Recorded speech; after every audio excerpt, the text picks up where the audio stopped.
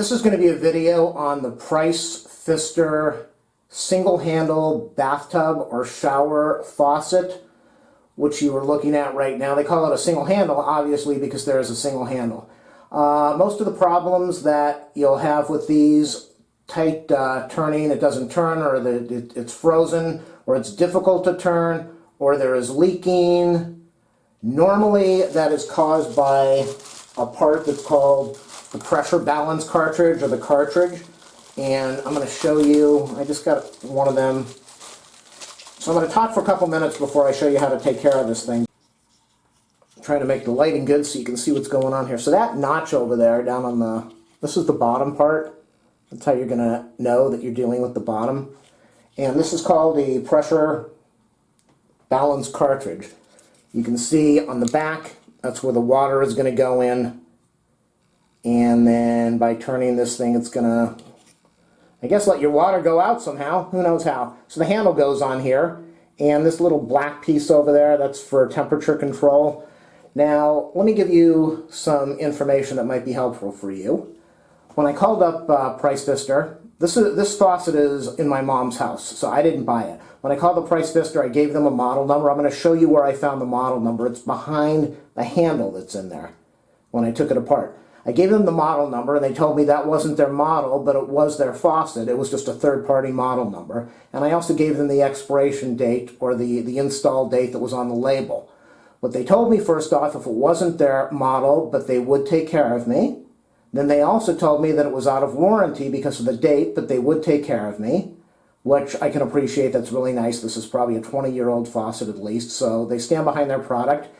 And then when she was talking to me, she asked me what the problem was, and I said, well, my mom has a hard time turning the faucet. And she said, oh, this isn't your faucet? You're not the original buyer?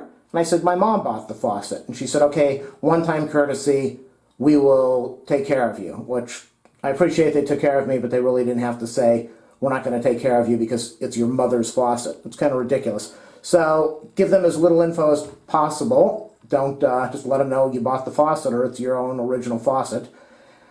If you don't know what the model number is, they're going to ask you questions. You can see the white handle on there. They asked me what color the handle was.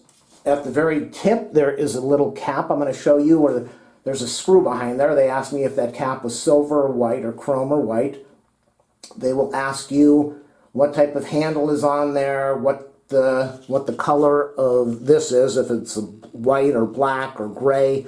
And by getting that information, they can look up on their system and tell you what part you're going to need to replace.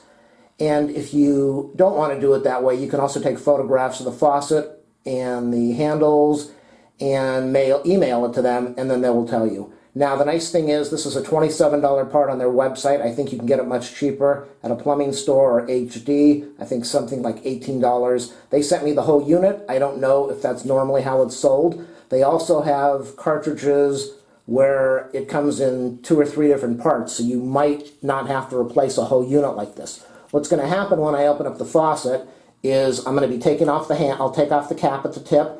I will reach in with a screwdriver, undo the screw, I'll take off the handle, I'll unscrew this back piece over here, then hopefully I'll be able to take off that escutcheon, which you can see needs some caulking around it. And then I should be able to see this part where I will take off the 4 screws that are holding this in place with a metal cover. And then I should be able to pull this out, put the new one in. What you need to do on a lot of these faucets, they have, some of the faucets, there is a shutoff right behind that escutcheon plate over here. You're better off shutting the water off to the place. If it's an apartment or a house, whatever, you're better off shutting off the water, because if you try to turn off the water with that little screw valve behind and it starts leaking or you break it, then you really are going to have a big problem. So turn off the water and let me show you what the problem is now. The problem is, you can see the amount of pressure. Right. I think it turns to the side. It's working a lot better. The handle's a little wobbly, which is probably part of the design, but it's a tight fit, and so I'm going to be pulling off this cap over here on the end. That's the silver cap I was telling you about. And then I'm going to go in there and I'm going to remove We'll remove the screw over here. There's a screw inside there. And then I'm going to go pull off the handle, and what I'm going to do first is I'm going to turn off the power to this faucet, shut off the water, and then I'll be back. Water is off. Now, you might want to put a cover or some tape over the drain in case your screw falls down. You never want to lose your screw. You can see right now that I'm removing there's a Phillips screw inside here that holds on the handle. You want to take that off. That's the first step. If you like my videos, please do a thumbs up, a subscribe, a like. Help me out if you can. Plumbing fees are about $100, $150 for a service call, so if this is going to save you some money, maybe you want to help me out. Go to my channel page, click on support, and put something in there if you want. You get this ring over here. You're going to put your hand around it, and you're going to turn clockwise. That means to the left. If you don't know how to use a clock, you're going to turn to the left and unscrew it. You might want to use a little nail polish or tape or something to mark the position of some of the items that are in here so that you know which way they go back correctly. So you're going to remove this piece. A lot of threads on there. It's very finely threaded. And you can see that looks just like the other part that I showed you. It's got the white piece. You can see the knob. I gave that info to you incorrectly. The knob is pointing up. And then we've got the gray part, and we've got the black temperature piece in there, which will come out if you try to wiggle it out. And I'm not going to do that right now. So line everything up so you know how it goes back in. I believe you have to pull this. You can see I bought some plumber's putty, but looks like I don't really need that because this was already put in there. So now let me show you the part that we're replacing. There it is right there. You can see all the plumbing in there and the wood supports to support the pipe. And so there's a metal bracket over here held on with 4 screws. You don't have to, but when I take things apart like this, I always make sure that I put the screws back in the same slot just in case I have a problem with the threading. So you're going to remove all 4 screws. This is why you need to turn off the water, because if you don't, the minute you pull this thing out, water is going to come shooting out. And water might come running out. You might want to have a rag over there, which I don't, to catch some of the water that drips out of this thing. So I'm going to remove all 4 of these screws, and then I'm going to loosen each one first, and then I'll start unscrewing them. So let me get the camera out of the bathtub. All right. Got my footprints all over the bathtub here. That loosened very easily. Not a lot of torque or tightness on there. That loosened easily. This is the way to do it. Most people would just go in there and unscrew one at a time. But do it evenly, balance out everything. That way you can see how tight it is. And if you're going to have a problem, which it doesn't appear I will. So what I'm going to do, normally I would have a Sharpie marker, which I don't have. So I'm going to mark the top of that with a little marker so that I can put it back in the right way. Hold on to these screws. Don't do this with a screwdriver, because if it falls down there, you're making a trip to the store to get a new screw, and that's when you're really screwed.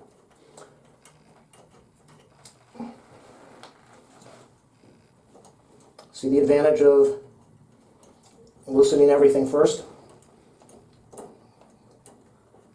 Hold your hand down underneath on the bottom in case the screw falls. Your hand will catch it. Okay, I've got one more screw. Hold the bracket while you were taking the last screw out so that it doesn't fall. And that's the bracket we're removing. All right, let me see if I can get the camera positioned here again. I'm going to pull this thing out now. It should just come out. It should slide out. Remember, this white piece is up here. Remember how you take this thing out. It's a tight fit. It should be coming out now. I don't think it screws in, but let me look at this one here. there are no screw threads on there. It looks like it just pulls out. So I'm going to be putting it back in with the white thing positioned that way. And I believe we're going to have the top and the bottom piece like that. So let's see. Do a little bit of pulling. There's the water I was telling you would probably run out, and it did. Now it's all over my pants. Interesting, I want to show you this in a minute. Let me shut off the camera for a second. Now if we look at the new valve, you can see one section has these bumps up or down depending on how the system is mounted. You should have two washers in here. So you want to make sure you look at how you take the original out, if this is facing the top or the bottom, even though I was talking about that white knob. This is really going to be the critical point, I believe, because that's going to decide how this positions. And here's the old one. You can see that when I removed it, one of the washers came off and the other is probably still stuck in there, so I'm going to have to check to make sure there is no washer sitting in there, because if there is, then I'm going to end up with a massive leak. And you remember I said that this was facing the top, so that will mean that this is going to be facing the bottom. A lot of sediment came out of the valve. I cleaned up most of it, but you can see all the junk that came out over there. That all shot out when I pulled it out, and that's probably what's causing this, is sediment. Now, what they recommend, if you don't want to go spend the money and get this valve, they recommend to soak this in a solution of 50% water and 50% alcohol, isopropyl alcohol. Well, that's really good. The only problem is that when you put isopropyl alcohol on rubber, it tends to dry it out and then it cracks and then you end up with a leak. It will remove the sediment, but it can also cause you a lot of problems with leaking and ruining the fittings, and rubber is not made to have alcohol put on it. So I'm going to go look at the valve now and make sure I can find that other washer first, and then I will figure out how to reposition everything. You can see some of the corrosion and sediment is still on the tub. That's what caused most of this problem, all that dirt inside there. And you can see, you should be able to see the washer, one of the washers is still stuck in there. And if I don't remove that washer, I'm going to end up with a massive flood when I turn the water back on here. So I'm going to remove that and then get ready to put in the cartridge. And I'll screw everything together, turn on the water, make sure that I don't see any leaks, then I'll put the plate on, then I will put the handle on and close it all up. Again, make sure that this is lined up properly and this part matches how it came out. Slowly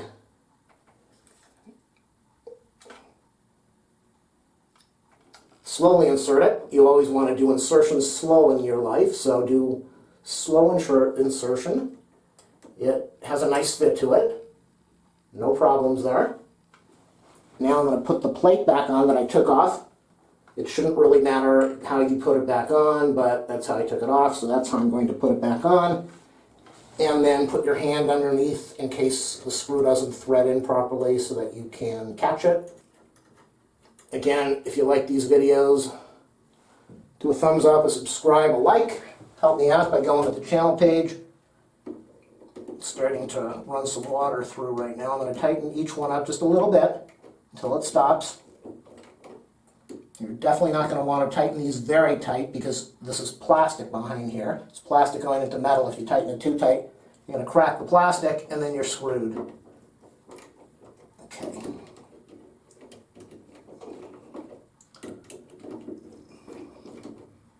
See how I'm going around each side, going back and forth like most mechanical people would do so that they don't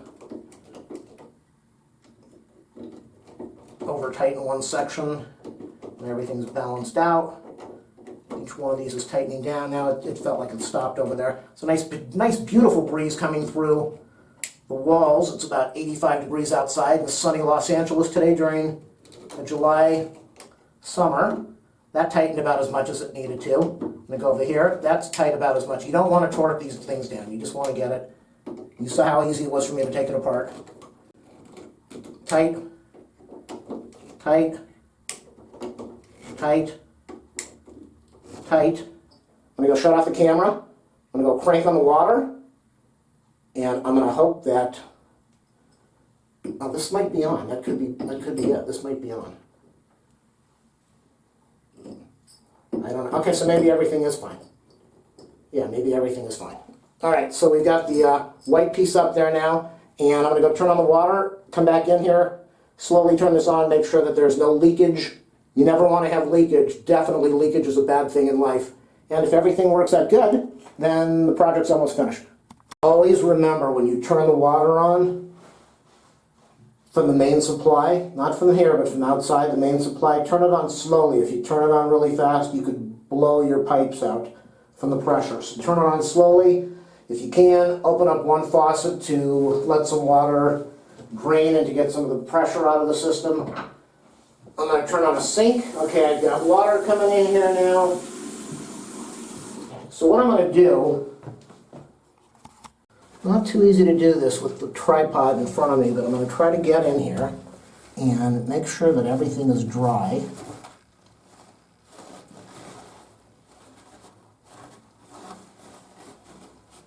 I didn't do this before I put the cartridge in here, but there was water that ran around, dripped off, so it might be a little wet, but I don't feel any wetness.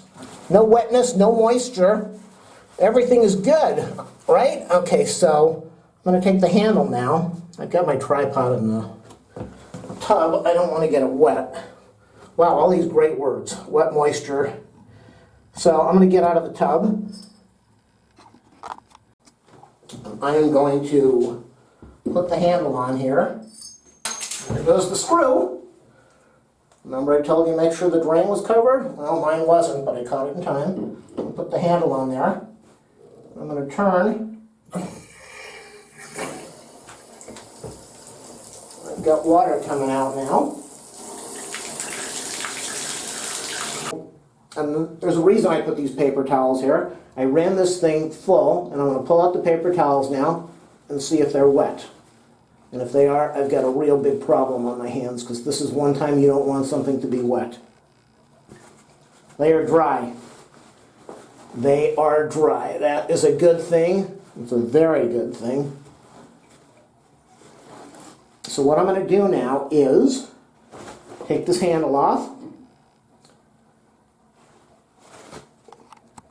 For those that are interested, that's the part number 974-042. That is their factory part number. You can see it's got a limitation with how much water goes through there. Pfister, California. I've got the tub dried out, so what I'm going to do now is put everything back together. If you don't have this in there, you should put plumber's putty in there to seal everything up. All of this is under warranty. This is damage. They will cover this under warranty. But there really should be no reason why it would get damaged. But before I do that, I really should have looked at how I had this positioned. This might go in with the ring in first. So I'm going to try that to see if that's why this is not making a good seal. And if that's the reason, then I won't have to use the plumber's putty. And that's probably the reason, because you can see this little ring would turn in just enough to hold everything together. And I think that's what it is. So it'd be better if I don't have to mess with the plumber's putty. Okay, so that's what it was. That's why you want to use nail polish and mark things like I said to do that I didn't do. So that little ring wants to go in first. Tighten that down. Now it's against the wall. It's holding the way it should. Tighten it down. You don't want to over tighten it. Hand tight. You take your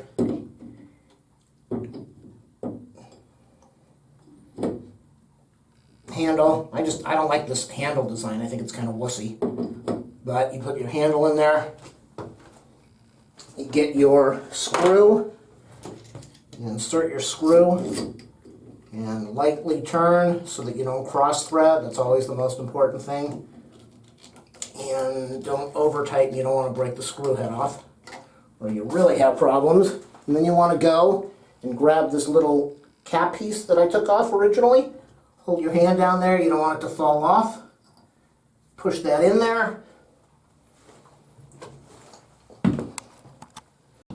And you saw how easy that was this time, right? Remember at the beginning of the video?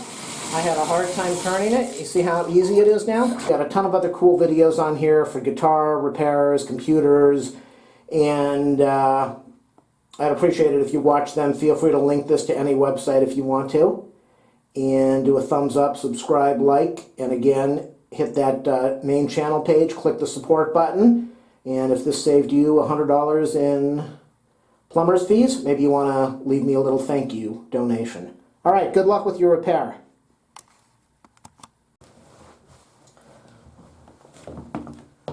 So you can wait till this dries, or you can, I don't like to put sealer all the way down on the bottom, because if there's a leak, you want it to be able to at least run out of here. If you've got this completely sealed, there might not be any room for the water to come out. I wanted to show you some of the sediment that is inside this valve, the balancer cartridge. So you can see all that white sediment.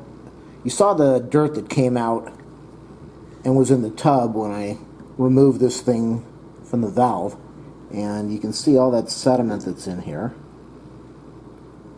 I don't see it on the bottom, but I see it on the top, so I'm going to try to take this thing apart and see if I can get it opened, and we can see what's in there. Looks like I can pry the back off over here, so I'm not really sure how to take this apart without hurting myself. Break that tab off. You can probably take this apart without breaking it, but at this point it really doesn't matter. Let me zoom out a little bit. So you've got the back off, and I believe you can already see the dirt on my fingers, the sediment. I should have a paper towel here, but okay.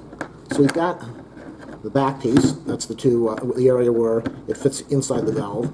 That's the spot where those two washers came off. And it has two washers inside. And we've got this piece. It feels slimy, but I don't feel any sediment coming off. You can see, yeah, you can see the white milky, this sounds disgusting, but you can see the white milky substance. My fingers are all slippery and gunky now. You can see it on that might be the WD-40 that I put in there. And we've got the back of this thing. There's more sediment. Let's see if this piece comes out. Okay, so now, gives you an idea. Not too bad for 20-some years, considering the water is extremely hard in there. But I don't think that would cause that much trouble. The sediment, the dirt that you saw come out of this unit and onto the tub, all of that gravelly type material, I think that is what caused the binding of the valve. And then we have this inside part over here. So that is what makes up, this is the temperature control piece over here, and the model number. And that's really about it. So that makes the inside of the valve balance cartridge. Not a lot of dirt. I think if this gunky stuff might be some of the WD-40 that I sprayed. No, because that was close, so that's not it. This is just slimy dirt, and that makes a lot of sense then. Why this would, you can see it's all over my fingers, how slippery and kind of pasty, glue type. My fingers won't slide together well, so this, I could see this causing a lot of trouble with the ease of turning the valve, and then all that gravel stuff in there, which all poured out when I took this cartridge out. That is why the valve was very difficult to turn, the handle. So the recommendation to take this thing apart and soak it in alcohol and water, that probably would work because it would remove this, but the main thing is it would remove all that garbage. Once you took the valve, this whole unit out of the valve housing and all that gravel came out with it, that would, I assume, take care of the problem. Cleaning this, yeah, you can see all that dirt in there now. Look at all of this this white stuff. It's all over the whole valve. Now that I have better lighting, you can see it all over the valve. So soaking this in alcohol would have worked, but again, like I said, soaking rubber in alcohol is probably the worst thing you can do. So try to get the valve for free. If you can't, I would just spend the 18 bucks or whatever, $27, buy the thing, do the job the right way, and be finished with it for the rest of your life. And if you want to go the cheap route, then take this thing out, dump this in a big container of alcohol and water, 50-50 mixture, or maybe a little more, and soak it and let it get all cleaned up. Put the thing back together, like I showed you, and you should be good to go.